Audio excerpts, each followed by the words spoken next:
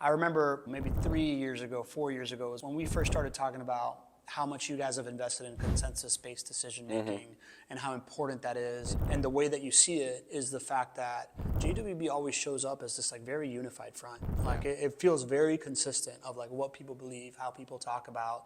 And that really starts in these rooms of like really bright, really driven, sometimes hard-headed people being able to like put the ego aside, like control their emotions and come to like a consensus-based decision. I think it's been an incredible investment by you guys. It was something that we learned from one of our mentors. Hal taught us the power of consensus decision making. Yeah. And prior to that, I think, now I'm going back maybe 10 or 15 years now, so I don't remember exactly the details, but I do remember the thought that like a vote made sense for us.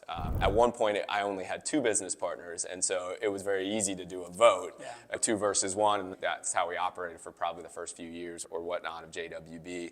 And Hal helped us see that was not going to build a sustainable business, and it was not going to be investing in the type of partnership that we wanted, and that we had to really challenge ourselves to come to consensus. And consensus means that you fully support an idea even if it's not exactly what you want. You fully lean in and support that idea because you believe that it's the best thing for everybody overall.